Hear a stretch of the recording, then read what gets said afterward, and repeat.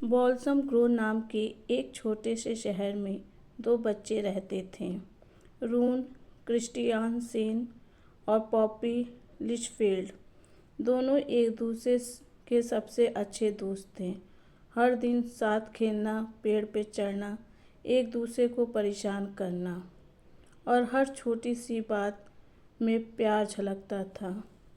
Poppy की दादी ने उसे एक कांच का जार दिया जिस पर लिखा था, जब भी तुम्हें ऐसा पल मिले जो दिल में हमेशा के लिए बच जाए, एक किस उस जार में रख देना। पॉपी ने कहा,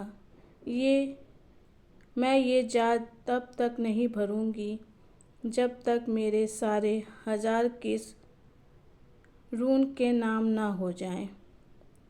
इस पर दादी मुस्कुराई और बोली, ठीक है बेटा। समय बीता, दोनों बड़े हुए। रून अब पॉपी को सिर्फ दोस्त की नज़रों से नहीं बल्कि एक अधूरी मोहब्बत की तरह देखने लगा।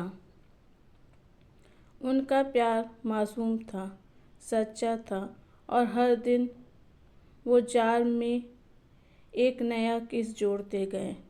एक हंसी का पल, एक झील के किनारे हाथ पकड़ना या फिर रात में तारों के नीचे बैठना। हर किस एक याद बन गई दोनों के बीच।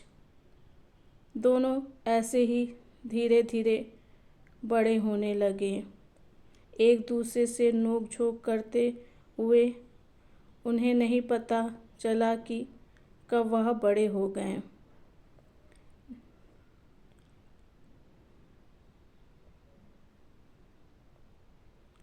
लेकिन जिंदगी की असल कहानी अब शुरू होती है। रून के पिता का ट्रांसफ़र नॉर्वे हो जाता है और रून को अचानक शहर छोड़कर जाना पड़ता है। रून ने वादा किया, मैं लौट कर आऊँगा और हम उस जार को पूरा करेंगे। पर 2 साल बीत गए, ना रून लौटा, ना कोई खबर आई, ना कोई फ़ोन आया। पॉपी का दिल टूट गया।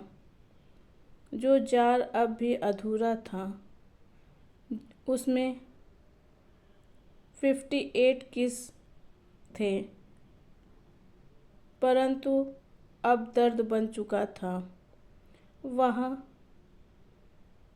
रून का हमेशा इंतज़ार करती कि कब वह वापस आएगा, लेकिन रून के वापस न आने पर उसका दिल टूट गया। अचानक 2 साल बाद रून वापस आता है, लेकिन अब वो पहले वाला लड़का नहीं रह गया। उसकी आंखों में दर्द, गुस्सा और अधूरापन था। पॉपी भी बदल चुकी थी। वो मुस्कुराती थी, लेकिन उसकी मुस्कान अब कुछ छुपा रही थी। रून ने पूछा, पॉपी, तुमने मुझे भूल गई हो? वो बोली, नहीं रून, बस याद ज़्यादा भारी हो गई हैं। इस पर रून ने कुछ नहीं बोला। एक दिन रून को सच्चाई पता चलती है। पॉपी को कैंसर है और वो आखिरी स्टेज पर है। उसके पास सब कुछ महीने बचे हैं। रून का दिल टूट गया, पर पॉपी कहती है, मैं चाहती हूँ कि तुम मुझसे रोते हुए याद मत करो। मैं चाहती हूँ कि तुम मेरे साथ हर दिन को आखिरी किस की तरह जियो। इस पर रून बहुत भावुक हो जाता है। वह कहता है कि तुम मुझे इस तरह बीच मझधार में छोड़कर नहीं जा सकती।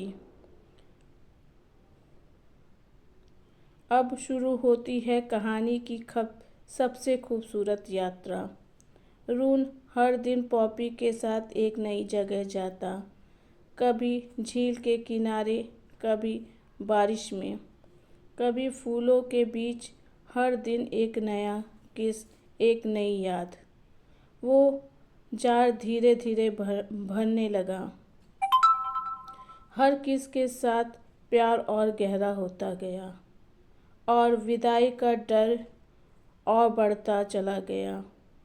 अब रून के दिल में एक दर्द उठने लगा पॉपी से दूर होने का। वह हर रात यही सोचता कि कोई भी ऐसा पल हो सकता है जब पॉपी मुझे छोड़ के चली जाएगी। यह तकलीफ उसे अंदर ही अंदर खोखला करता जा रहा था, लेकिन वह पॉपी के सामने हमेशा मुस्कुराता रहा। जब 999वां किस जार में रखा गया, पॉपी ने मुस्कुराकर कहा, 1000वां किस तब देना जब मैं तुम्हारे सपने में आऊँगी।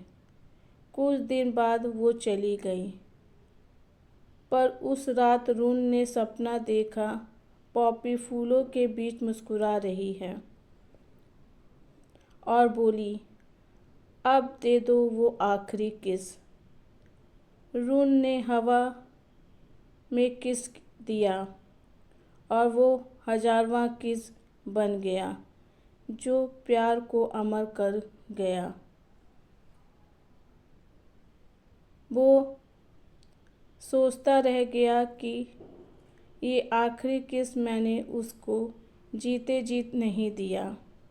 उसके मरने के बाद मैंने ये किस उसे दिया है, लेकिन यह एक यादगार किस था।